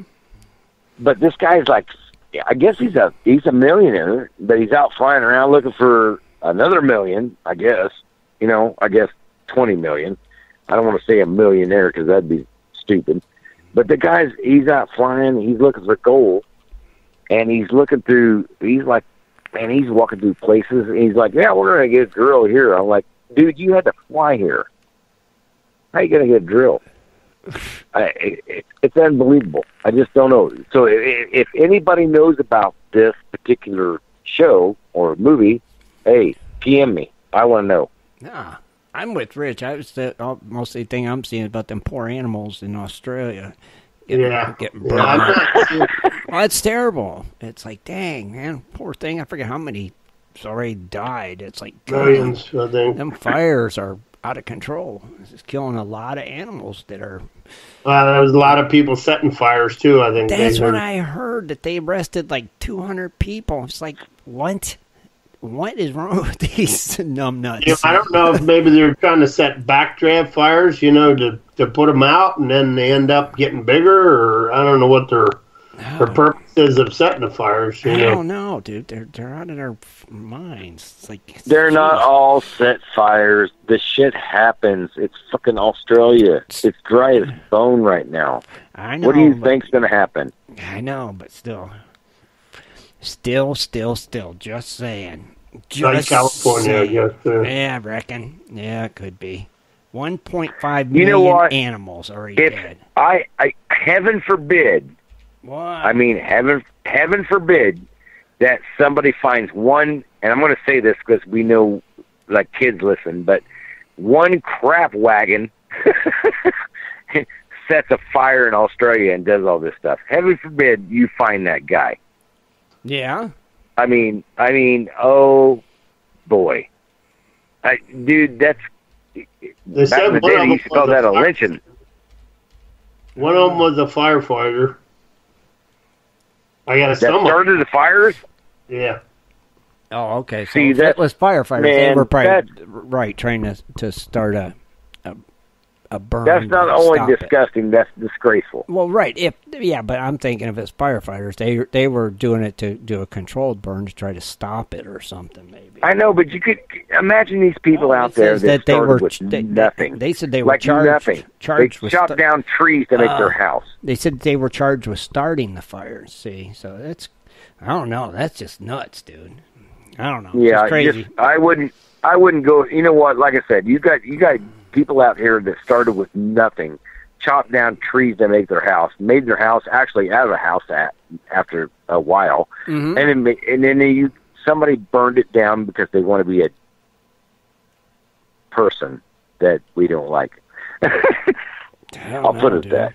No. Anyhow, man, that's despicable. That is just low down. Scumbag despicable. Yeah, I heard they caught a bunch too. No, I don't know. It's just nuts though. Just crazy. I don't know. Just something to think about. Along with all the other. Yeah, but burn your whole household down and your whole lifestyle. That's not right. Oh, that's not like no. Wow. I don't know. Just because you want to start a brush fire, you want to be funny. No clue. No clue, right? Man, so what else do we got going on, guys? Anything else that... I'm not sure. I don't think so. Well, don't forget. Don't forget Tuesday night at 8 o'clock Eastern Standard Time. Tuesday Night Hangouts with Ed, Jess, and Dano over there on their YouTube channel. Be sure and check that out. I didn't get a message of who's going to be on there this week, so you'll just have to tune in to find out. What? Hey, wait, I got something. What? You guys out there in Radio Land, listen right now. Look up the Buffaloes. Oh, wait, it's not the Buffaloes. It's the Wandering Buffaloes. Buffaloes. Anyway, watch their new videos. I've seen the one from the 28th. It's pretty good, man. Chad's doing a great job on editing and stuff like that. Mm-hmm. But they're going to show you what they went through when they went up to Alaska. It's awesome. So when you go up there and you want to do the Alaskan expedition, it's going to be totally cool because if you watch this video, you're going to see exactly what you're going to see. It's awesome. It's awesome. I think it was like December 28th. You guys remember it? No, I can't. I've seen it. Rich seen it. Yeah. Well, me and Lisa just watched it last night. I was like, oh, bang! It come up on my YouTube. I'm like, yeah, I want to watch this. And we come up and we watch it. I'm like, oh, I didn't see this one because I was waiting for the new one. Yeah, they did the interviews with the owner and the one guy was there. Yeah, totally. That's the one. And yeah, it's pretty nice. Well, aren't you subscribed to their channel, Scott? Do what? Aren't you subscribed to their channel and following them so you get notified?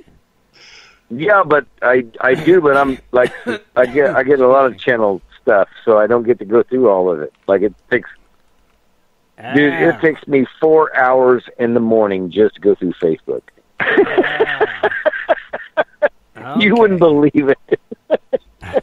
Oh my God, you're one of the. But like I said, that new video from them guys. Hey, if you guys ever want to go up to Alaska and you want to do some fun stuff, go watch Chad and Kathleen's video, The Wandering Buffaloes. Go watch that video. Right. You're gonna see what you get. It's not that there's no what do they call that? Sugarcoating it. I reckon it is. Yeah, it is what it is. I got one. I got one better for you. Go and check out Scott's new video with him and Manny. They're out there doing a little bit of dry washing out there in the desert. Oh wait, no, they're not. It's not dry in the desert, dude. Oh, okay, they're doing some mining. Oh wait, no, they're not. Wait, you can see some pictures of you prospecting to see if you're not lying to us. You give us a sob story. You know what? We want proof. I'm gonna get a mannequin, and on his chest it's gonna say Shadleen. That's fine. Do it. Whatever you want. Look at you guys. That's why to do it. Do it. Whatever you want. We're fine. Just make it happen. What's your YouTube? Not sitting in your trailer. Yeah, not sitting around there having a cold one. You and Manny, get your butts out there and get digging. Get us some gold. We want to see some gold pictures. Yep. You're the only one out there crew that's gold in the field. I know, guys. Trust me, dude. I want to see gold pictures. I want to see gold. To hell with pictures. I want the gold in my hand. Well, you will have it in your hand if you can get it away from you. Don't even. This year has been extravagantly stupid. Like, if you get your butt out of your chair and get out there and get it. We want to see something. No, it's, you know what, Rich? I'm tired of messing with dumb people. That's the problem. It ain't the chair. It's dumb freaking people. Oh. And I'm not going to get into that because I'm going to stay nice because I'm on the Gold Prospectors Radio. See, Manny said don't blame him for not getting no gold. It's not his fault. So. Yeah, I went to look at new ground tonight. And I was like, oh, it's great. I'm like, no, there's nothing great about this. He's like, what are you talking about? I'm like, well, you're on the mountain and the creek's over there. Yeah. You're not in the right place. Oh, get out there and find some gold. Take Manny. You two get out there. No, you just want to stab. You just want to stab people sometimes. Dang it! There's no gold on the mountain if the creek's down there. Where did gold come from in the creek? From the mountain, right? No, it comes from somewhere up above. In the mountain. But you want to be where the water was half there. I got to watch my language. Yes. If it's half there, that's cool. Uh-huh. if the creek's right there and there's a mountain, no, the mountain's not where the gold's come from, dude. I would think the gold's come from the mountain to get into the creek. Not if the gold's already in the creek at the point where you're looking on the mountain. That is not the source. Well, you're confusing You me. got to go further up. Well, go further up. That's claimed. Oh. That's what I'm saying. Oh, well, you didn't say that. You didn't tell us it was claimed. Okay, Tim, can you imagine you want to dig gold in any creek, wherever you're at? Uh-huh. But everything's claimed except for 2 places. Uh-huh. And they go, yeah, you can dig there. Okay. You gonna dig? Are you going to dig there? Yeah.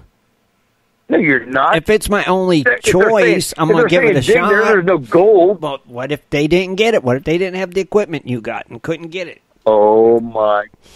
Get in there and check it out. Rich, would you check it out? Would you give it a shot? You got to remember, we're in Arizona. This stuff's been, like, dug. I'd still give it a backhoe shot. Dug, bulldozer dug. I'd still give I agree with you, Tim. I would give it a go. I would see. Rich agrees with you. Okay. Okay. I mean, who's to say? We go to places that get worked super, super hard. Gold's where you find it. And yet every year there's gold there.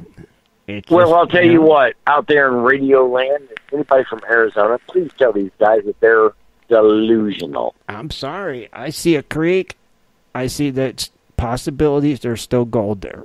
Who's to say they got it all? You see a creek out here, if it ain't claimed, you ain't made. There's no worth. There's nothing there. It doesn't hurt to check, is all I'm saying. What? So, Tim, you don't know. So, out of 118 years, you don't think somebody checked that? Yeah, I'm sure they did, but doesn't mean it didn't, redeposit more gold in it from the mountain. Right? Man, I'll tell you what. I would check it. It wouldn't hurt to check. I'm just saying it doesn't hurt to check. You know what? I'd love to have you on a TV show because you know what? All through the whole year, you would never ever say, "I don't think we're going to find anything." You're going to always be that guy. Goes, oh yeah. You know what? Well, you got to think positive. You got to have a positive outlook. You got to think, hey, who's to say they hit every spot? Nobody. Dude, I could be delusional, but I could be, I know, but you could be stepping over a pile of gold, not even know it, because you ain't checking. So you got to check. It doesn't hurt to check. What's it take? A day that you're not doing nothing anyway. Get out there and check. Drop a pan in. Get a couple shovels. Just say, okay, at least I looked. It's not worth my while. You know what? Or it could be, Tim? It could be sweet. If you get a plane ticket out here, I will take care of you all week long. I would Food, check it out. Everything. You know what? I want you to come out. I want you to see what I see. Okay, I would check it out. I will freaking pay. Just you tell me when to pick you up at the airport. Okay. That's all you got to do. All you got to do is say, "Hey, I'm going to be here." All right, I'll pick you up. I would love to do that. That would be fun. I would have a great time. Yeah. Oh, I'd have a ball. That would just be awesome. Do some metal detecting and check that creek. Metal detecting, I like that. Heck yeah. See, I know people. You see, you got to have a 4x4. You got to go way, way, way out. There's so many bullets. You got that 4Runner. You got that 4Runner. That'll take us way, way out there. So we're good. I got to take it that far out. Well, get us out far enough.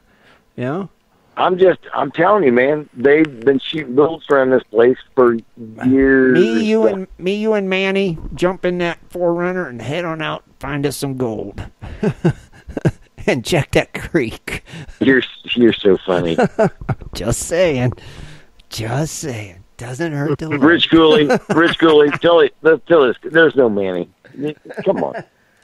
There's no Manny. Manny's going to be showing up on your doorstep in a big old box, so be ready. That I wouldn't doubt it. So treat him good. If I seen that, I'd have to get Facebook Live on that one. Bring him in and treat him like family is all I'm saying. Okay. You got to dress him first with that white Clorox shirt. Like I said, it's just, I don't know, man. You guys, it just seems so played out. Nope, it's not. It's not played at all. At all. So just be ready. Just saying. You know, see, everybody's like, Manny lives. Manny does live. He's it. So if I do this and I get a message from Jeff Williams, I'm killing you guys. Jeff is going to laugh about it like we will. You know? Because it ain't the same. Totally different. You got a couple of these listen to Rich laugh. Wait, what, Rich? You got a couple of these other gold shows that use puppets and all kinds of stuff, too. That's right. It don't matter. You know? It doesn't matter. They just experience around with different stuff. That's you know? right. They use puppets. You use mannequins. Jeff used skeleton. That's right. Each their own. It doesn't mean nothing. Each is their own. That's right. Nobody's. I know, but you know what? We got good listeners and stuff like that. I don't want to be a copycat. You're not a copycat, and all the listeners want you to get Manny out there. Nobody has a mannequin. Yeah. Scott's going to have one, because we're going to order it and send it to his house. You know what I was actually thinking? I could get a mannequin that looks like Shad. Do what you want, but get the mannequin. If not, we're going to take it in our hands. I know, but would really people take offense by throwing darts at his face? I don't know. Just do whatever you want. Just get Manny on camera. Thomas said, give Manny some love, Swifty. Oh, come on. You know? Just do it. Right. We're just saying. Hey, I'll tell you what. Everybody do me a favor tonight, because I don't have this chance that much, but anytime that you are on friends list with Shad, please send him a thing with somebody throwing darts into somebody's face, like a dartboard or something like that. You know what? I want that tonight, because you know what? You guys always talk crap about me, and I get a lot of stuff. Which I don't mind. But tonight, guess who's not here? Yes, it's true. I'll leave Kathleen and her essential oils out of it. Okay. That could have got messy. But I'm just saying, anybody, is there a dartboard meme? I don't know. I don't know if there is or not. There's a couple. I know there's a couple movies, so maybe there is. But send them to Shad. I want to know if you did it. You'll have to check. You know? No, you can always do this. Put Scott Toney in there, and it'll come up. Razor said, "What about a bobblehead Shad?" Bobblehead Shad. Man, that's gonna cost. That's gonna cost money to make. No, maybe he means a pitcher. You know? Maybe he knows something we don't know. Something cool. Yeah. You know, we could have a bobblehead Razor, but the only difference is with the head being heavier than the beard. I don't know. We shall see. Well, you threw it out there, so we'll see if they do it. Okay? I know, right? All right. On that note, let's go ahead and wrap it up. And we want to thank everybody for tuning in tonight. And don't forget to join us for West Coast Wednesday. We'll be here at our usual time, 9 o'clock. Hopefully the whole crew will be here. And on that note, I guess we're out of here. So have a great week, everybody. Good night, y'all. Hey, I want to thank everybody for listening. Okay. Good night. 10. Oh, hey, Tim. Say it. Yeah. Good night, Gold Diggers. Good night, Gold Diggers. Be sure to tune in next Sunday at 7:30 for another great show. For updates and more info, please go to www.prospectorsradio.com.